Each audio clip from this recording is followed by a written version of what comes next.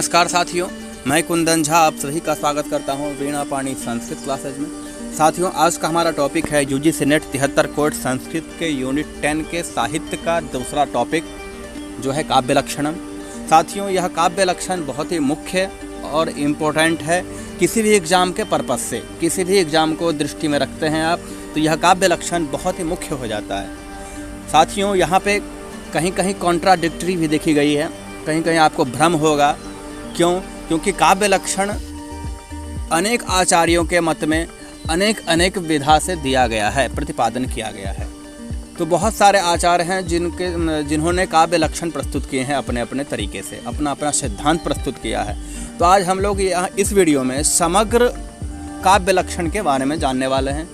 आप सभी से आग्रह है जो आप हमारे साथ इस वीडियो के अवसान तक, अंत तक बने रहें, जिससे आपको काव्य लक्षण को लेकर के कंप्लीट नॉलेज हो जाएगी, कंप्लीट नॉलेज मिल जाएगा। हमारा विश्वास है यदि आप यह वीडियो अंत तक देखते हैं तो काव्य लक्षण से कोई प्रश्न आपसे कभी भी वंचित नहीं हो सकेगा। तो चलिए बिना समय गवाए हम लोग अपनी चर्चा को शुरू करते हैं। साथियों, सबसे पहला व्यास मुनि के द्वारा जो प्रतिपादन किया गया है काव्य लक्षण, उसको हम लोग पहले जानेंगे। सबसे पहले व्यास मुनि क्या कहते हैं काव्य लक्षण को लेकर के। देखिए, व्यास मुनि अग्नि पुराण में काव्य लक्षण प्रस्तुत किए हैं। काव्यम स्फुटद अलंकारम गुणवद दोष वर्जितम काव्यम। काव्य वह है जो स्फुट अलंकार और गुण दोष से युक्त और गुण से युक्त और दोष रहित और अभिष्ट अर्थ की जो सिद्धि करा दे, ऐसे को उन्होंने काव्य कहा।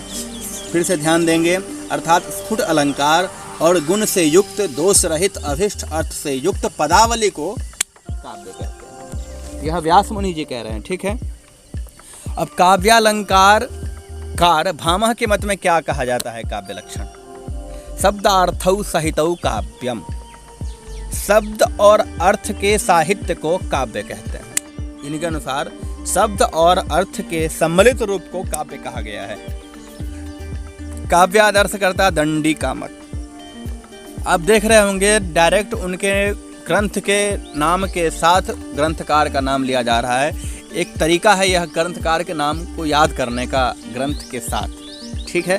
तो इसको नज़रअंदाज नहीं करिएगा, क्योंकि यहाँ पे एक भी चीज़ अमुख्य नहीं है, सब मुख्य है, गौण नहीं है, ठीक है। तो देखिए, काव्यादर्श करता दंडी का मत क्या है? शरीरम स्तावदिष्टार्थ व्यवच्छिन्ना पदावली काव्यम। इन्होंने कहा है अग्नि पुराण के लक्षण के ही समान इनका भी लक्षण है। किनका? दंडी का। इन्होंने कहा है शरीर तावद इष्टम अर्थ व्यवच्छिन्ना पदावली काव्यम। यह पदावली जो है, वही जो पदावली आप देखे होंगे, व्यास मुनि जी का भी पदावली ही था, ठीक है। पदावली को ही इन्होंने काव्य माना है। किनने? दंडी ने। अब देखिए, काव्यालंकार सूत्र के रचयिता वामन के मत में क्या कहा जाता है काव्य का लक्षण? काव्यम ग्राह्यम अलंकारात्। काव्यम ग्राह्यम अलंकारात्। काव्य वह है जो अलंकारों से अलंकृत है। समझ गए? जो अलंकारों से अलंकृत है वही काव्य है। समझ गए? इस सूत्र के अनुसार गुण और अलंकार से संस्कृत शब्द और अर्थ ही काव्य है, ठीक है।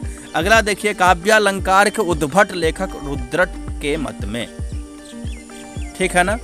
आप देख, काव्यालंकार के उद्भट लेखक रुद्रट के मत में क्या है काव्य का लक्षण? शब्दार्थौ काव्यम। शब्द और अर्थ जो है वह है काव्य, ठीक है। अब देखिए, पांच लेखक के बारे में हम लोग जान लिए। अब अगला देखते हैं साथियों। अब इसके साथ साथ हमारा अगले आचार्य हैं हमारे आनंदवर्धन, ध्वनिकार आनंदवर्धन। ध्वन्यालोक लिखा है इन्होंने। काव्यस्य आत्मा ध्वनि। इनके अनुसार काव्य का आत्मा कौन है? ध्वनि है। ध्वनि सिद्धांत के प्रतिपादक भी हैं यह। इन्होंने काव्य के आत्मा को ध्वनि कहा है। और दूसरा भी लक्षण देते हैं यह, हृदयाह्लादि शब्दार्थम अयत्वमेव काव्य लक्षणम। अर्थात सहृदय के हृदय को आह्लादित करने वाले शब्द और अर्थ ही काव्य स्वरूप है। अब सहृदय किसको कहते हैं? यहाँ पे एक प्रश्न बनता है। सहृदय वह होता है जो साहित्य शास्त्र को समझ ले। साहित्य शास्त्र को समझने वाले को सहृदय कहा गया है, ठीक है। तो सहृदय के हृदय को आह्लादित करने वाले, जो साहित्य शास्त्र के मर्म को जानते हैं, उनके हृदय को जो आह्लादित करता है, ऐसे जो शब्द और अर्थ हैं वह काव्य है। यह कौन कह रहे हैं? आनंदवर्धन कह रहे हैं। अब देखिए वक्रोक्ति जीवितकार कुंतक के मत में, यह एक संप्रदाय भी आप लोग जानते हैं। यह क्या कहते हैं? शब्दार्थौ सहितौ वक्र कवि व्यापारशालिनी वंदे व्यवस्थितौ काव्यम तद्विदाह्लादकारिणी। शब्दार्थौ सहितौ, शब्द और अर्थ के साथ साथ, वक्र कवि व्यापारशालिनी, कवि वक्र मतलब व्यंजना, व्यंजकता जिसके काव्य में निहित हो, ठीक है ना। वंदे व्यवस्थित हो काव्यम तद्विदाह्लादकारिणी, और जो सहृदय हैं उनके हृदय को आह्लादित करने वाले, मनोरंजित करने वाले ऐसे शब्द और अर्थ को काव्य कहा जाता है, ठीक है। व्यक्ति विवेककार राजनक महिम भट्ट के मत में, महिम भट्ट वही हैं जो ध्वनि सिद्धांत के कट्टर विरोधी हैं। वह क्या कहते हैं? देखिए, विभावादि संयोजनात्मा रसाभिव्यक्त व्यभिचारि कवि व्यापारः काव्यम। विभावादि संयोजनात्मा, विभाव आदि के संयोजन स्वरूप, रस अभिव्यक्त व्यभिचारी, रस के अभिव्यक्ति में अव्यभिचारी कवि व्यापार को काव्य कहा गया है। अब देखिए, विभाव आदि संयोजन स्वरूप, ये हम लोग पढ़ेंगे आगे जा करके। विभाव यह सा स्वरूप है काव्य का, इस स्वरूप से युक्त और रस की अभिव्यक्ति बहुत ज़्यादा प्रचुर मात्रा में जिस काव्य में हो, और अव्यभिचारी कवि व्यापार, कवि का अव्यभिचारी मतलब व्यभिचार से रहित जो व्यापार है वह जहाँ भी मिलता है वह काव्य है, वैसा उसको काव्य कहा जाता है, ठीक है। अब सरस्वती कंठाभरण में भोजदेव ने क्या कहा है? देखिए, निर्दोषम गुणवत् काव्यम अलंकारैर अलंकृतम रसान्वितम कवि कुर्वन्तीर्ति प्रीतिम च विन्दति। अर्थात निर्दोषम अर्थात दोष रहितम, गुणवत् अर्थात गुण सहितम, काव्यम अलंकारैः अलंकृतम अलंकारों से अलंकृत, रसान्वितम रसों से युक्त, कवि कुर्वन्ति ऐसे जो कवि करते हैं उनको काव्य कहते हैं, ठीक है ना। काव्य को बनाने वाले कवि कीर्ति और प्रीति को प्राप्त होते हैं, ऐसा भी कह रहे हैं, ठीक है ना। प्रीतिम च विन्दति, कीर्ति प्रीतिम च विन्दति, समझ रहे हैं? यह भोजदेव के अनुसार है काव्य का लक्षण। अब श्रृंगार प्रकाश वे ही शब्दार्थों सहितो काव्यम ऐसा लक्षण देते हैं। श्रृंगार प्रकाश में भी शब्दार्थों सहितो काव्यम इस प्रकार का लक्षण आता है। अब देखिए, औचित्य विचार चर्चाकार क्षेमेंद्र के मत में क्या है काव्य का लक्षण? यह एक संप्रदाय भी है, ध्यान रखिएगा। औचित्यम काव्य जीवितम, औचित्य ही काव्य का जीवन सूत्र है, समझ रहे हैं? उनके अनुसार औचित्य ही काव्य का जीवन है, जीवन सूत्र है। औचित्य नहीं है तो वह काव्य नहीं है। अब औचित्य से है उचित, जो जहाँ पे उचित है उसका वहाँ पे प्रयोग करना, और औचित्य का भाव ही औचित्य है, समझ गए यहाँ पर, ठीक है। वे ही अपने कवि कंठाभरण में लिखते हैं, कौन? क्षेमेंद्र। काव्यम विशिष्ट शब्दार्थ साहित्य सदलंकृत ही। आप लोग जानते हैं कवि का शिक्षा परक ग्रंथ लिखने वाले में से एक क्षेमेंद्र भी थे।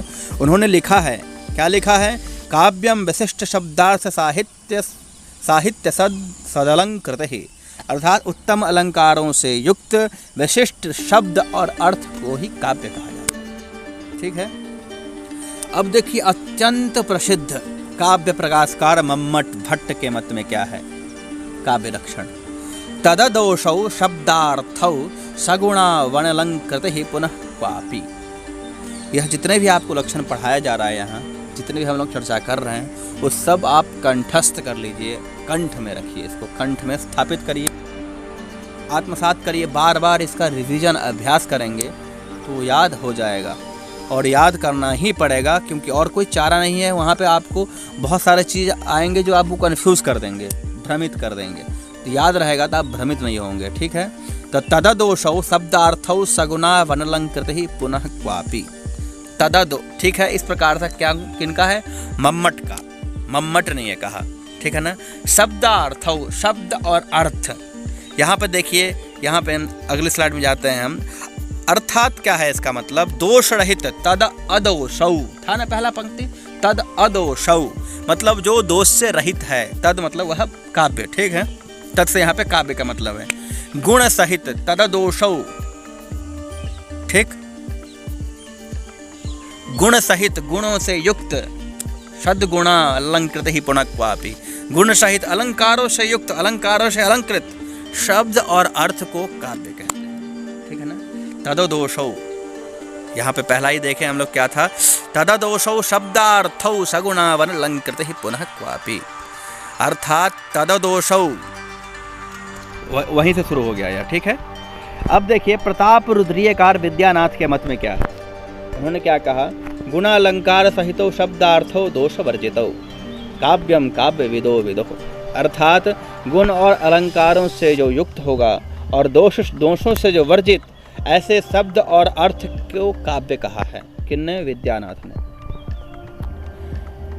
काव्यानुशासनकार वाग्भट्ट के मत में काव्य लक्षण क्या बनता है, शब्दार्थौ निर्दोषौ सगुणौ प्रायः सालंकारौ काव्यम, अर्थात शब्दार्थौ, कैसे शब्दार्थौ, तो निर्दोषौ, दोष से रहित, सगुणौ, गुणों से युक्त, प्रायः सालंकृत, प्रायः मतलब अक्सर, प्रायः लगभग, हमेशा, अलंकार से अलंकृत, अलंकारौ का अलंकार से अलंकृत काव्यम, शब्द और अर्थ को ऐसे को काव्य माना गया है, ठीक है। कवि कुलशेखर राजशेखर अपनी काव्य मीमांसा में लिखते हैं, गुणवद अलंकृतम वाक्यमेव काव्यम, इन्होंने वाक्य को काव्य कहा है। कैसे वाक्य? तो गुणों से जो युक्त है, गुण विशिष्ट अलंकृत, अलंकारों से युक्त जो पद, जो वाक्य समूह है, उसी को काव्य कहा गया है, ठीक है ना। वाग्भट्टालंकार के कारक वाग्भट्ट के मत से क्या बनता है लक्षण, देखिए, साधु शब्दार्थ संदर्भम गुणालंकार भूषितम स्फुट रीति रसोपेतम काव्यम कुर्वीत कीर्तये। साधु शब्द, सुंदर शब्दों से जो युक्त है, ठीक है ना, सुंदर शब्द, साधु शब्द से जो युक्त हैं, ऐसे गुण अलंकार विभूषितम, गुणों से युक्त, अलंकारों से अलंकृत, स्फुट रीति और रसों से युक्त, ऐसे जो साधु शब्द के गुम्फ हैं, मतलब समूह हैं, उनको क्या कहते हैं, उनको काव्य कहा जाता है, ठीक है। काव्यानुशासन के कर्ता हेमचंद्र के मत में क्या है, देखिए, अदोषौ सगुणौ सालंकारौ च शब्दार्थौ काव्यम, ठीक है। अदोषौ जो दोष से रहित हो, सगुणौ गुणों से युक्त हो, सालंकारो अलंकारों से जो अलंकृत हो, ऐसे शब्द और अर्थ को काव्य कहा है, ठीक है। चंद्रालोक के निर्माता जयदेव के मत में निर्दोषा लक्षणवती सरितिर्गुणभूषणा सालंकार रसानेक वृत्तिर्वा काव्य नाम भाग। निर्दोषौ दोष से रहित लक्षणवती, ठीक है ना, दोष से रहित लक्षणवती, सरितिर रीति के साथ, सरिति रीति के साथ, गुणभूषणम गुणों से युक्त, सालंकार रसा अलंकारों से अलंकृत, रसों से युक्त, अनेक वृत्तिर्वाक अनेक वृत्ति से युक्त, ऐसे जो वाक्य हैं, ऐसे जो वाणी हैं, ऐसे जो शब्द हैं, उनको काव्य कहा गया है, ठीक है। अगला देखते हैं, अगला है शैद्धोदनिक के मत में। शैद्धोदनिक के मत में काव्य का लक्षण है, काव्यम रसादिमद वाक्यम सुतम सुख विशेषकृत।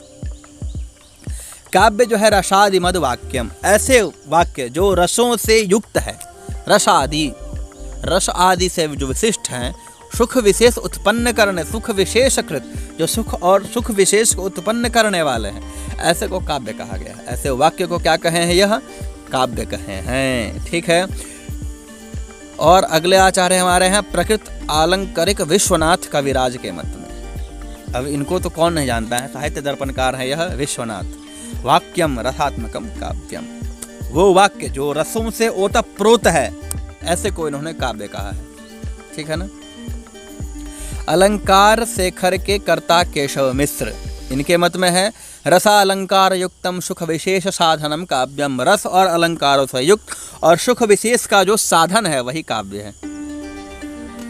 रसगंगाधर में पंडित राज जगन्नाथ क्या कहते हैं काव्य लक्षण, रमणीयार्थ प्रतिपादक शब्द काव्यम, जो रमणीय अर्थ को प्रतिपादित करने वाले जो शब्द हैं वही काव्य है।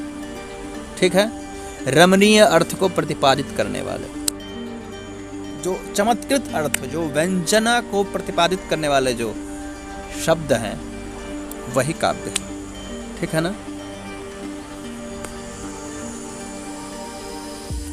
यहाँ पर यह याद रखना चाहिए, पंडित राज शब्द को काव्य मानते हैं, मम्मट भट्ट शब्द और अर्थ दोनों को काव्य मानते हैं। समझ रहे हैं।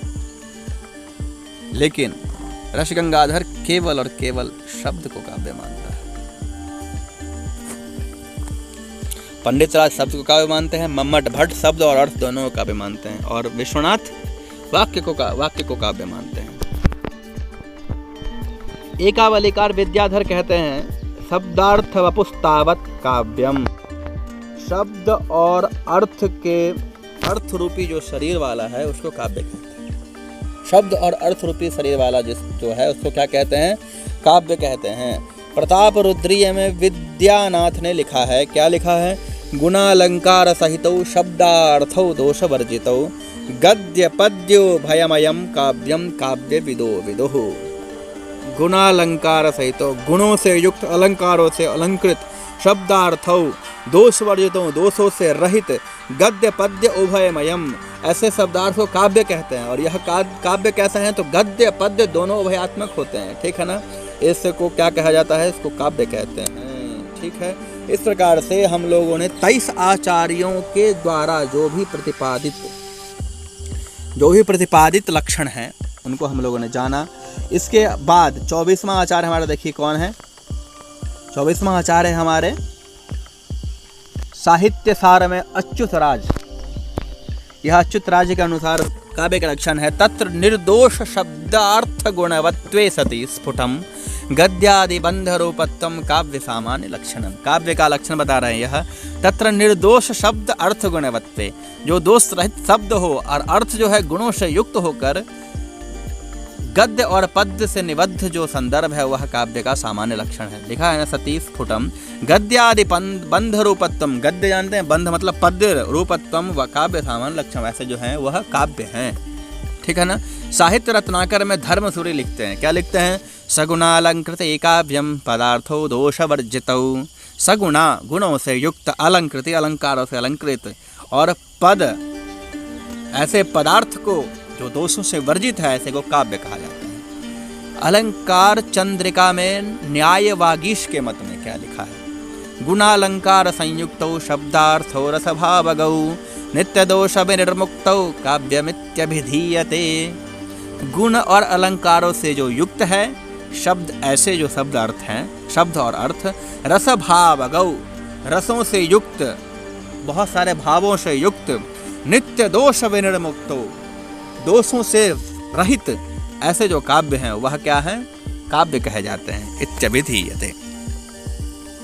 काव्य प्रकाश की प्रदीपिका टीका का रचयिता है चंडीदास, जिन्होंने लिखा है, आस्वाद जीवातु पद संदर्भ काव्यम।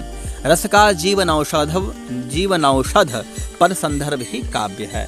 यह किसने कहा है? चंडीदास ने। इस प्रकार हम लोगों ने 27 आचार्यों के द्वारा काव्य के लक्षण को जाना। साथियों, आपको यह बताना चाहूँगा, जो हम लोगों ने इतने 27 आचार्यों के द्वारा काव्य लक्षण जो भी उन्होंने प्रतिपादित किया उसको हम लोगों ने यहाँ पे जाना, उसके बारे में हमारी चर्चा हुई है। इन लक्षणों में अति महत्वपूर्ण लक्षण 3 आचार्य का है, जिसको विद्वानों ने अधिक सराहा है और प्रश्न भी अधिक इसी से आते हैं। ठीक है। वह 3 आचार्य हैं हमारे, एक मम्मट, दूसरे हैं कविराज विश्वनाथ और तीसरा है पंडित राज जगन्नाथ। आप इन तीनों के लक्षण को, एक एक शब्द को अर्थ सहित उसका योग, उसके उपयोग सभी जान लें, क्योंकि वही मुख्य है काव्य लक्षण को लेकर के। वहाँ से ही अधिक प्रश्न आते हैं काव्य लक्षण से। तो बस आज के लिए बस इतना ही। आज्ञा दीजिए, फिर मिलते हैं अगले वीडियो में अगले टॉपिक के साथ। यदि आप इस चैनल पर नए हैं, आपको लगता है जो इस वीडियो से आपका कुछ लाभ हो रहा है, तो आप चैनल को सब्सक्राइब अवश्य करें और अपने दोस्तों के साथ साझा करें, जिससे उनका उस अधिक से अधिक लोग इससे लाभान्वित हो सके। तो चलिए, तब तक के लिए शुभ दिन। जयतु भारतम, जयतु संस्कृतम। धन्यवादाः।